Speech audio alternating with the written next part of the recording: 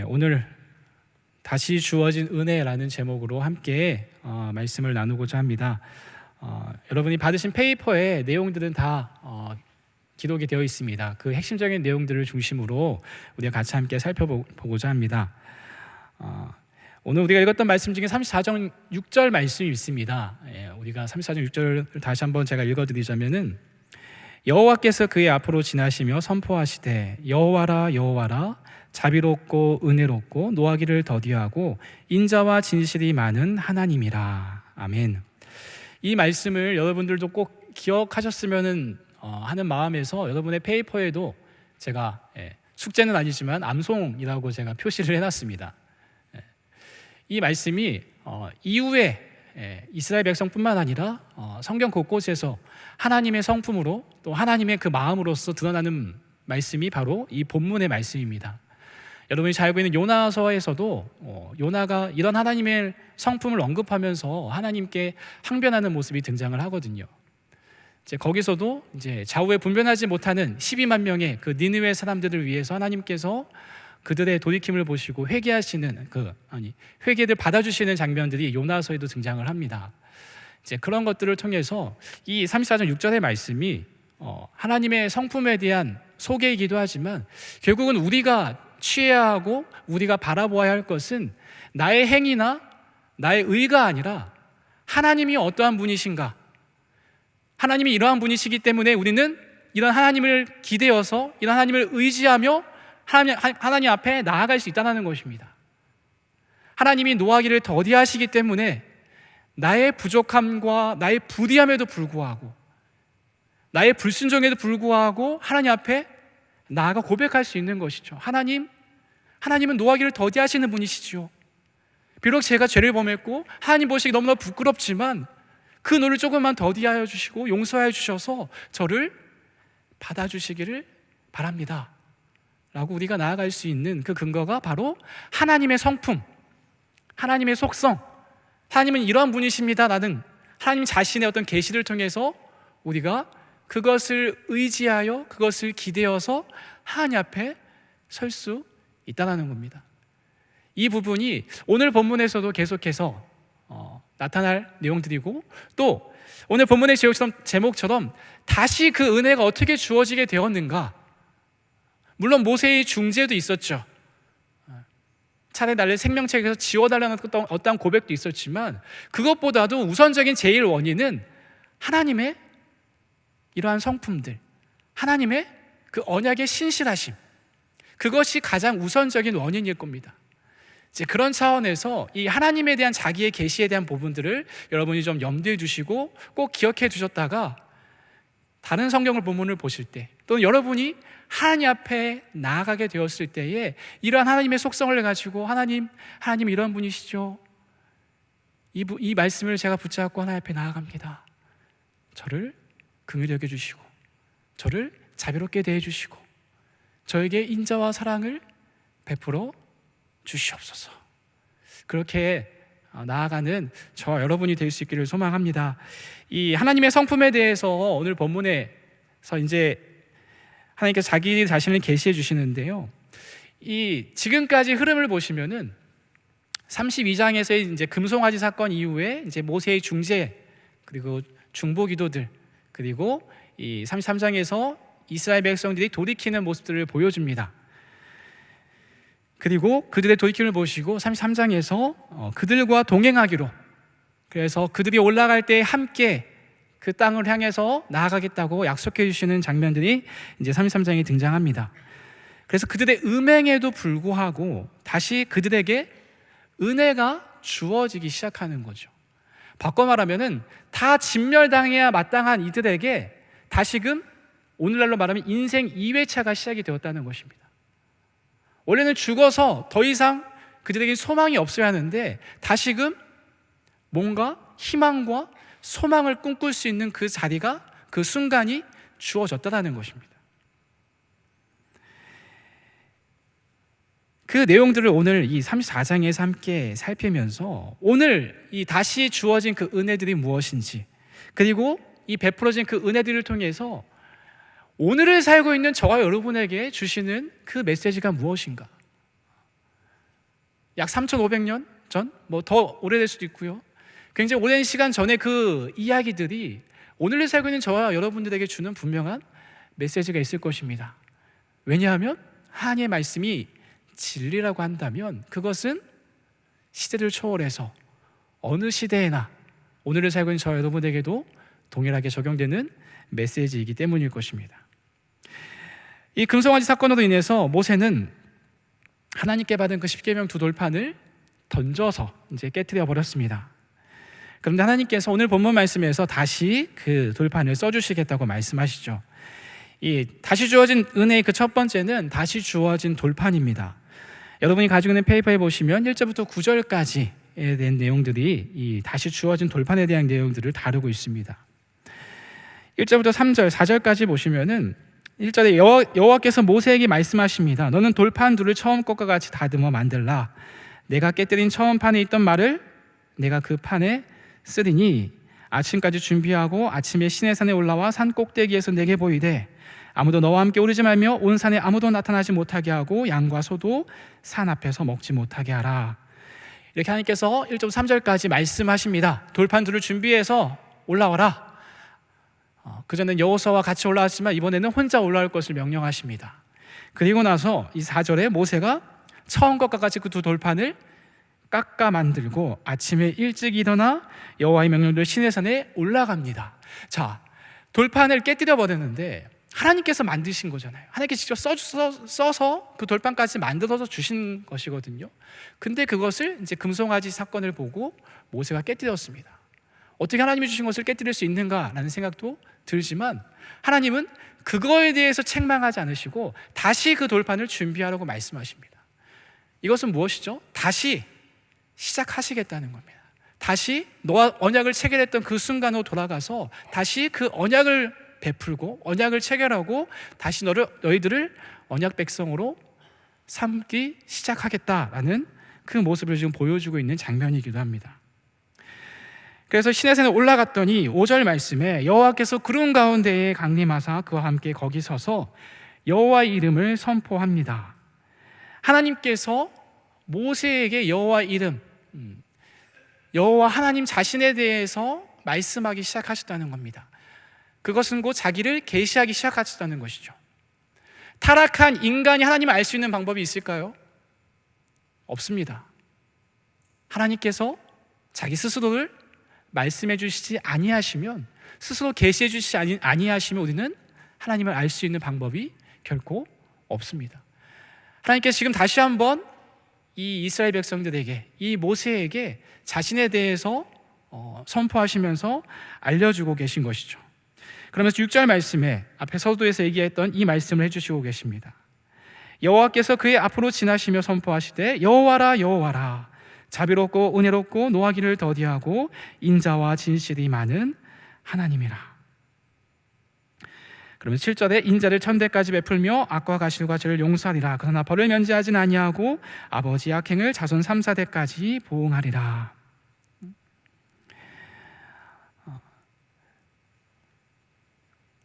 하나님께서는 자신을 계시하시면서 이 금송아지의 우상 숭배했던 그 죄를 범한 이들에게 자신을 대해서 다시 한번 선포하시고 말씀해 주십니다. 그러면서 다시금 이들과의 관계를 회복하여 주시겠다라고 말씀하시죠. 그러면서 다시 한번 똑똑히 봐라, 너희 앞에 있는 내가 누구인지. 그러면서 하나님 자신에 대해서 이야기를 하십니다. 자비롭고 은혜로우신 분, 노하기를 더디하시는 분, 그게 바로 너희와 언약을 다시 맺으려고 하시는 여호와 하나님이시라고 말씀하고 계신 것이죠. 그리고 그런 하나님은 인자와 진실이 또한 많은 분이시라고 이야기하고 있습니다. 하나님의 진실하심에 대해서 또 진실하심이 많으신 분이라고 얘기를 합니다. 우리가 하나님의 진실하심을 어떻게 알 수 있을까요? 우리는 경험적으로 알게 됩니다. 하나님의 인자하심과 진실하심은 우리 하나님을 인격적으로 만났을 때에 하나님은 나를 진정성 있게, 나를 속이지 아니하시고 나에게 거짓으로 대하지 아니하시고 나에게 늘 진실되게 대하셨던 분이심을 우리는 경험했고 만났기 때문에 이런 하나님을 우리는 알 수 있게 되는 것이죠. 내가 하나님을 속이려고 했던 적은 있죠. 내가 하나님 앞에서 경건했던 척, 내가 하나님 앞에서 뭔가를 내세우고 내가 뭔가라도 잘했다라고 주장하고 싶어 했던 어떤 순간들, 바꿔 말하면 나의 의를 드러내고자 했던 순간들은 분명히 있습니다. 그런데 하나님께서는 나에 대해서 한 번도 속여서 나에게 찾아오신 적이 없으시다는 거죠. 그런 하나님을 우리가 삶 속에서 경험을 통해서 이 선포되시는 그 하나님의 성품에 대해서 우리가 알게 되는 부분들이 많이 있습니다. 하나님의 자비하심도 그렇고요, 은혜로우심도 그렇고요, 또한 노하기를 더디하심도 마찬가지죠. 나와 같은 죄인을 위해서 하나님께서 얼마나 오래 참으셨습니까? 제 자신을 돌아봐도 그렇습니다. 제가 요즘 화가 좀 많습니다. 네. 제 계획대로 되는 것도 하나도 없고요. 지난주에 3일 동안도 많이 아팠고요. 네. 일단은 제 집에서도 특히 제 아내가 저를 잘 알죠. 그래서 이제 둘째 2살, 4살, 이제 6살 아이들을 키우고 있는데,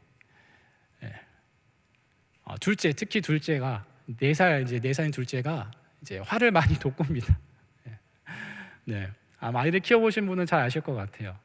첫째가 4살일 때도 저에게 참 이렇게 힘들게 했었던 기억이 나는데, 지금 둘째도 저를 참 많이 이렇게 분노를 유발하게 하는 부분들이 있습니다. 네. 그래서 한편으로는 참 내가 목사인데, 그리고 이렇게 오늘 설교에도 이렇게 나오잖아요. 노하기를 더디하는 하나님에 대해서 알고 있다라고 저도 이제 얘기하면서도 나는 하나님이 아니기 때문에 노하기를 더디하지 못하는구나라는 생각도 하게 되고요. 그런 부분들을 참 보면서 좀 제 자신을 많이 돌아보는 시간들을 참 많이 갖게 됩니다. 또 한편으로는 저의 모습을 보면서 제 아내가 그런 얘기를 하더라고요. 최근에 이제 제가 좀 화가 많이 나고 또 아이들을 이제 훈육할 때 좀 이렇게 너무 이렇게 엄격하게 대하는 모습들을 좀 제가 좀 많이 보이다 보니까 제가 이제 자라올 때 이제 저희 어머니로부터 훈육을 받았을 때에 어떤 달래고 어르고 달래는 어떤 그런 식의 훈육을 받기보다 엄격한 훈육만 받다 보니까 저도 모르게 자연스럽게 아이들에게도 그렇게 하고 있는 것은 아닌가 하는 생각들을 이렇게 제 아내가 얘기를 해주더라고요. 그래서 곰곰이 생각을 해보니까 어느 정도 일리가 있는 것 같습니다. 저도 어머니한테 늘 이렇게 엄격하고 늘 바르게 자라야 되는 모습들, 늘 이렇게 올곧게 서야 되는 모습에 대해서 들었던 기억이 나는데, 이제 그래서인지 모르겠으나 저도 이제 아이들에게 자꾸만 이제 하지 말라, 그러면 안 된다라는 식으로 계속 가다 보니까 저도 모르게 화가 많아지는 것이 아닌가라는 생각들을 좀 해보게 됩니다. 어쨌든 저의 모습 속에는 굉장히 인간적이기도 하고 부족한 모습이 많이 있지만 하나님은 그렇지 않으신다는 거예요. 즉각적인 어떤 심판과 벌을 내리실 때도 있지만 하나님께서는 오래 참으신다는 것을 보여주신다는 거죠. 그 증거가 우리의 삶 가운데도 있습니다. 우리가 죄를 지을 때마다 벌을 받는다면 어떻게 될까요, 여러분? 아마 오늘 하루도 굉장히 괴로운 하루를 보내셨을 겁니다. 내가 받을 형벌 때문에 두려움에 전전긍긍 해야 할 테니까요. 하지만 여러분 어떠셨습니까? 오늘 하루 살아보시니까 하나님 없이도, 하나님을 찾지 않았음에도 불구하고 특별한 어려움 없이 아마 오늘 하루를 보내셨을 겁니다. 하나님의 그 진노하심은 때로는 즉각적으로 나타날 때도 있지만 때로는 오랫동안 참으시고 기다리시면서 하나님의 때까지 로마서의 표현을 빌리자면 내어버려 두실 때도 있다는 것이죠. 하나님의 그 노하기를 더디하시는 부분들은 결국에는 그 기다리는 동안에 하나님 앞에 회개하고 자신의 잘못을 깨닫고 돌아오기를 원하시는 그 아버지의 마음이 담겨 있기 때문일 겁니다. 어쨌든 다시 새롭게 그 여정을 이제 시작하려고 하는 이 시점에서 하나님께서 자신에 대해서, 자신의 성품에 대해 설명하시면서 나는 이러한 성품을 가진 하나님이다, 라고 말씀하시면서 그들에게 그렇기 때문에 너희들을 용서하고 기다리면서 인자와 사랑으로 진실함으로 대하시겠다고 말씀하시는 것이죠. 그리고 7절에 인자를 1000대까지 베푸신다라고 이야기합니다. 이 말씀을 이제 조금 저도 한참을 고민했습니다. 그러면은 1000대까지 베푸시는데 그럼 1001대에 가면 그 인자는 끊어지는 것일까요? 아닐 겁니다. 이것은 하나님의 인자하심이 굉장히 무한하다는 것을, 무한한 무한하신 그 인자함을 가지신 그 하나님에 대해서 설명하고 있는 내용으로 우리가 바라봐야 한다는 것이죠. 그래서 그 이어지는 그 뒤의 내용들도 그런 차원에서 우리가 바라볼 필요가 있다는 겁니다. 그 아버지의 악행이 자손 3, 4대까지 미친다 라는 것을, 이게 뭐 연자제를 의미한다는 게 보다는 하나님의 인자하심은 굉장히 무한하고 정말 굉장히 무한하게 주어지지만 그의 반대로 그의 어떤 진노나 형벌은 그에 비해서는 굉장히 어떤 그 노하기를 참으시고 기다리시는 그 하나님의 성품을 이제 빗대어서 표현하는 장면으로서 우리가 이 부분을 이제 바라봐야 할 것입니다. 그래서 하나님의 인자하심이 얼마나 크신지, 또한 노하기를 얼마나 참으시는지를 알려주고자 이런 표현들을 써서 설명하고 있는 부분으로 우리가 이해하면 좋을 것 같고요. 그 이어지는 8절과 9절에서 이런 하나님의 성품을 듣자마자 이제 모세가 하나님 앞에 급히 엎드려 경배하며 또 하나님 앞에 고백합니다. 이르되 9절 말씀에 내가 주께 은총을 입었거든 원하건대 주는 우리와 동행하옵소서. 이는 목이 뻣뻣한 백성이니이다. 우리의 악과 죄를 사하시고 우리를 주의 기업으로 삼으소서. 이 기도는 앞에서 계속 그가 중지하면서 했던 기도의 내용을 다시 한번 반복하고 있는 내용인데요.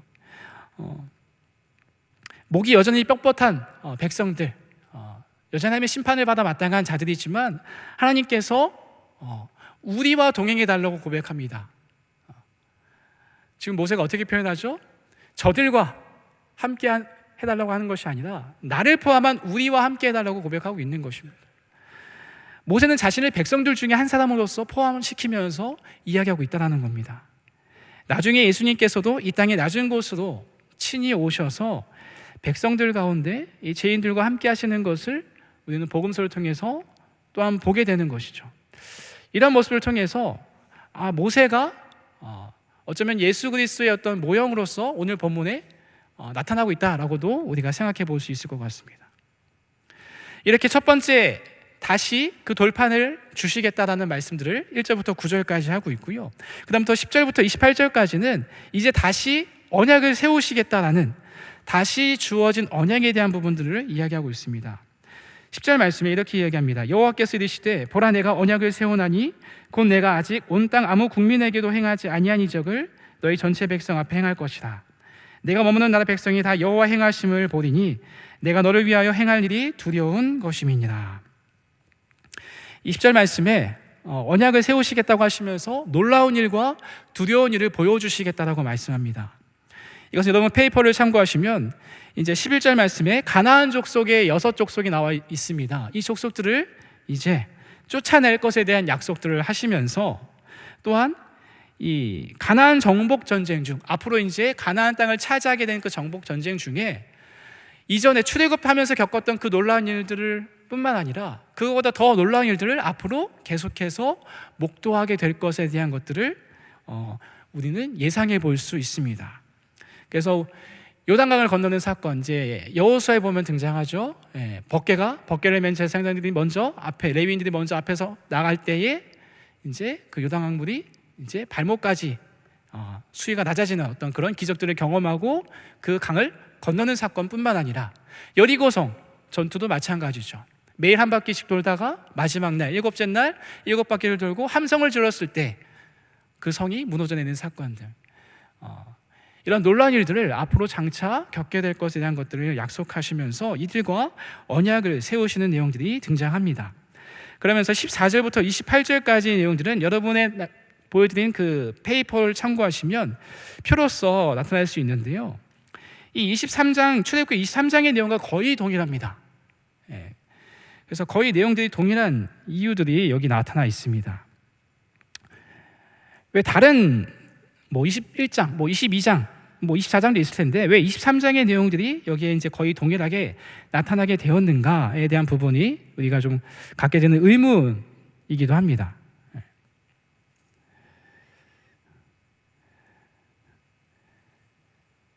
왜 하필 23장에 대한 내용들을 여기서 반복해서 이야기하고 있는가? 그 금송아지 사건의 내용들을 보시면 그 출애굽기 32장 5절에 보시면 금송아지를 세워놓고 만들어 놓고 이것이 너희를 인도해낸 신이다라고 하면서 그 다음 날을 이 32장 5절에 여호와의 절일이라, 그러니까 여호와의 절기의 날로서 그냥 지정해 버립니다. 우상을 만들어 놨으니, 그 신을 만들어 놨으니 그 신의 절기를 지키자라고 하는 것이죠. 이제 그 사건 이후에 이제 다시 언약을 새롭게 세워오는 과정 가운데서 이 하나님께서 이 절기와 관련된 내용들, 이제 그 부분이 23장에 등장하고 있거든요. 그리고 절기와 이제 우상이나 신상에 대한 부분이 똑같이 23장에 등장합니다. 그래서 이 금송아지 사건의 연장선상에서 우리가 이 내용들을 살펴보고 있기 때문에 하나님께서 이 언약을 세우시는 장면 가운데 이 절기에 대한 내용들 다시 한번 언급해 주시고, 또한 그 신상을 세우는 부분들, 또 그곳에 들어갔었을 때 그 미혹하는 부분에 대한 것들을 다시 한번 언급하시면서 이것을 주의하고 너희가 지킬 것을 명령하고 있는 것으로 우리가 판단할 수 있을 것 같습니다. 그래서 이전에 주신 내용들을 다시 한번 동일하게 언급하시면서 이 언약들을 다시 한번 세우시는 부분으로 우리가 볼 수 있는 것이죠. 그러면서 27절 말씀에 여호와께서 모세에게 이르시되 너는 이 말들을 기록하라. 내가 이 말들의 뜻대로 너와 이스라엘과 언약을 세웠음이니라 하시니라. 10절, 27절, 28절 말씀을 통해서 언약을 세우신다, 언약을 세우겠다라는 표현들을 반복하시면서 분명히 하나님께서 이 이스라엘 민족들, 분명히 진멸당한 마땅한 자리였지만 다시 이들과 관계가 회복되었음을, 그리고 다시 이들과 언약을 회복하였음을 지금 말씀해주고 계신 것이죠. 그래서 모세에게 이 말들을 기록하게끔 하시고, 또 하나님께서는 28절에 이 모세에게 앞서 약속해 주셨던 그 두 돌판의 그 언약의 말씀들, 그 십계명을 기록해 주시는 모습으로 나타나고 있습니다. 그리고 마지막으로 우리 29절부터 35절까지는 다시 백성 앞에 선 모세의 모습이 나타나게 됩니다.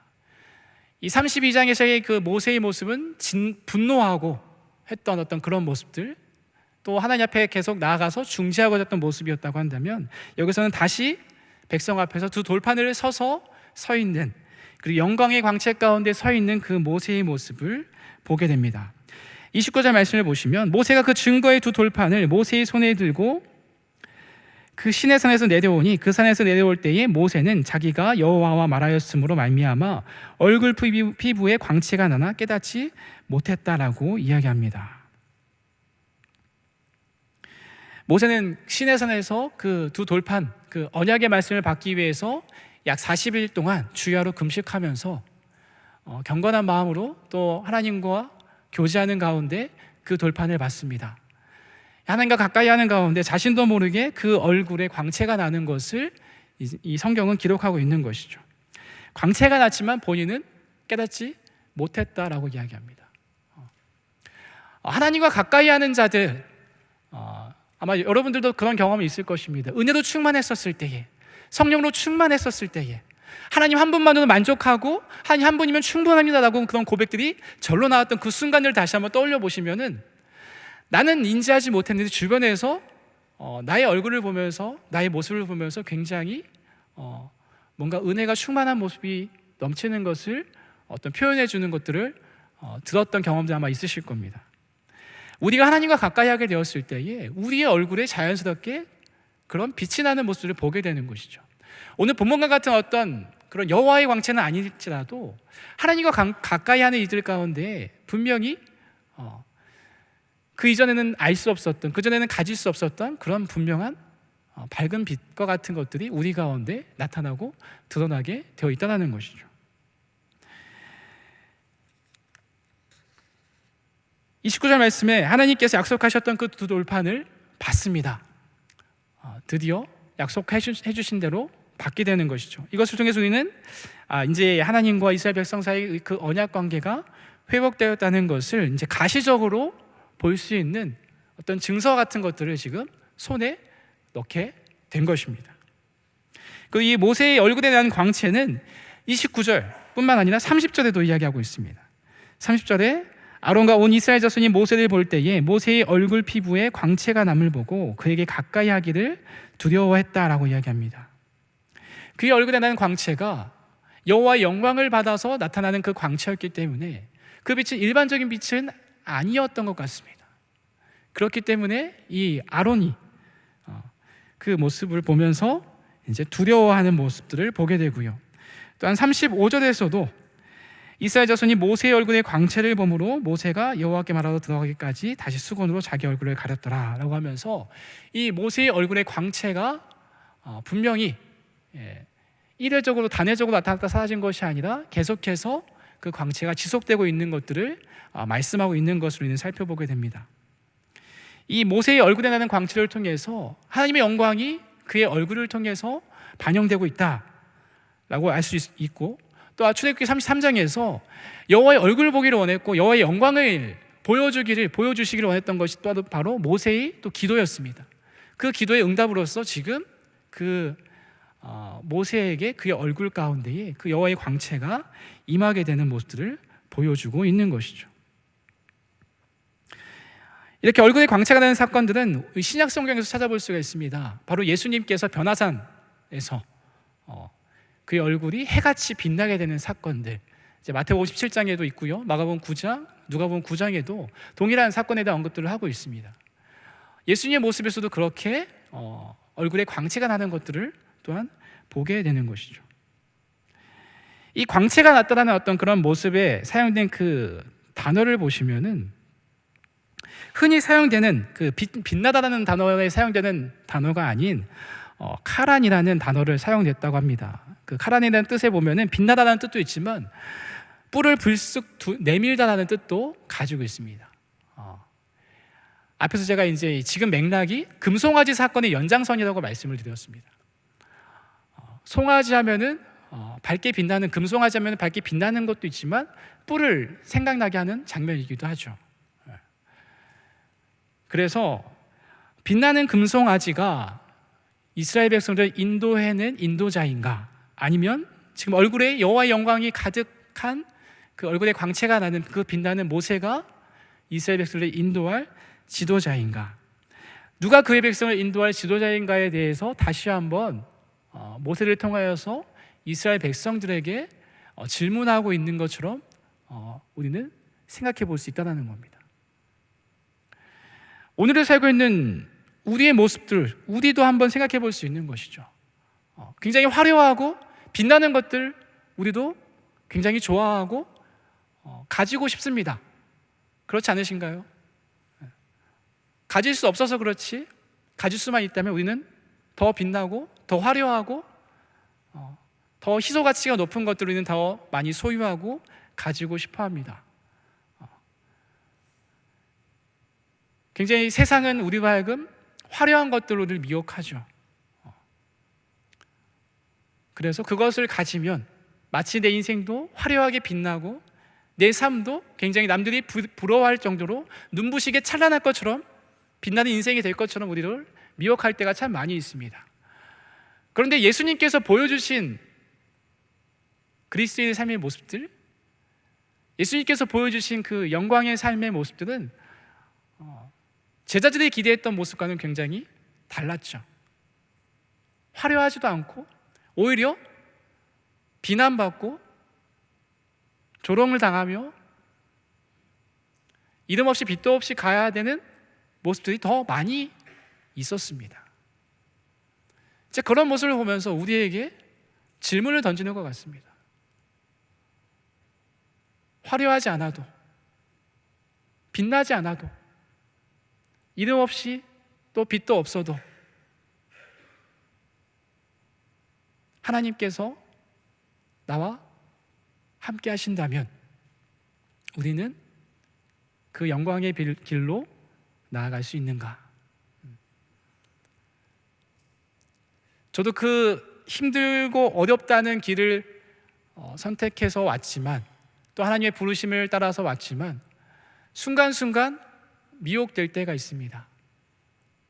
주목받고 싶을 때도 있고요, 때로는 자랑하고 싶을 때도 있습니다. 그런데 돌이켜보면 참 부질없는 생각이었구나라는 것들을 많이 보게 됩니다. 우리의 상급은 이 땅에 쌓아 올리는 것이 아니고, 우리의 재물도 이 땅에 쌓아 올리는 것이 아님에도 불구하고 계속해서 우리의 시선이 이 땅에만 머물러 있고, 우리의 몸이 자꾸만 이 땅에만 머무르려가게 만드는 것들로 내 주변을 가득 채우고 있다고 한다면 하늘을 볼 여유가 없다는 것이죠. 늘 분주하고 늘 바쁘고 늘 시간은 없지 않습니까?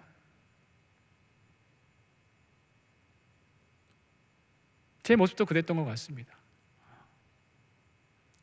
주의 일을 한다고 하면서 돌아보니 제 일을 하고 있더라고요. 설교 준비하는 거 하나님의 일인가요? 저의 일인가요? 저 스스로 하나님의 일이라고 생각을 하면서 가족도 희생하고 또 여러 가지 사역들도 설교에 더 많은 시간을 투자하고 하려 했지만, 어느 날 문득 보니까 하나님 일을 가장해서 제 일을 하고 있었습니다.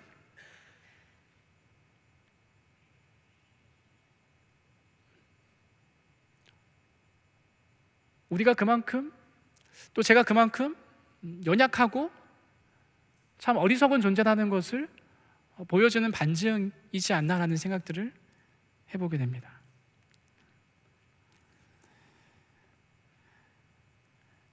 우리를 약속된 땅, 우리는 가나안 땅이 아니죠. 이 본문에 등장한 출애굽 백성들은 약속된 그 가나안 땅을 향해서 나아가지만 우리의 약속된 땅은 어디입니까? 이 땅이 아니죠. 우리는 나그네 삶을 살고 저 본향 땅으로 돌아가야 합니다. 나를 보내신 분이 계신 곳, 나를 사랑하여 택하신 분이 계신 곳, 지금도 나와 동행하시면서 끝까지 함께 하시다고 말씀하시면서 끝까지 이 예언의 말씀을 읽고 듣고 지키는 자에게 복이 있다고 말씀하시면서 잘 견디고 인내하라고 말씀하시는 그분이 지금 계신 곳, 물론 여기도 계시지만 저 하늘에서, 저 새하늘과 새 땅에서 우리를 맞이하고 또 기다리고 계신 분이 계신 그곳에서 우리가 하나님을 맞이해야 할 것입니다.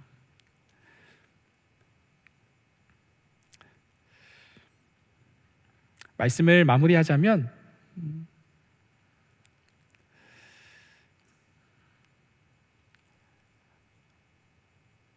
하나님께서 모세하고 말씀하시면서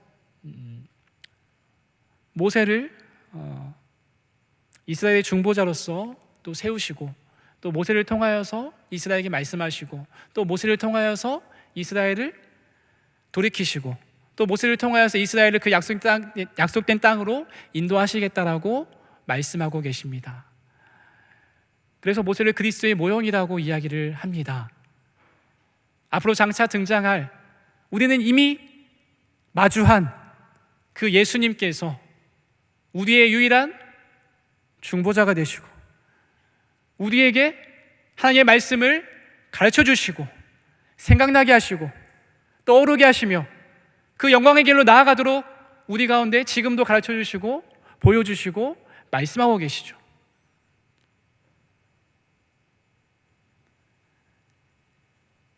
어쩌면 구약의 백성들보다 우리가 더 복된 자들일 수 있습니다.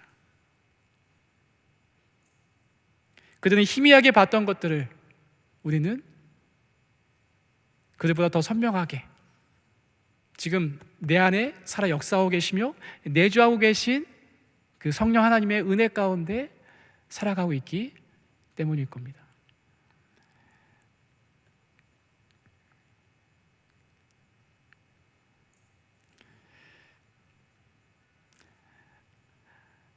아무리 빛나도 형상에 불과한 금송아지가 우리를 약속의 땅으로 인도해 주지 못하듯이 아무리 화려하고 밝고 영롱하게 빛나며 우리를 지상땅으로 인도해 줄 것만 같은 세상의 화려함과 가머니설에 미혹되지 않는 저 여러분이 되기를 소망합니다.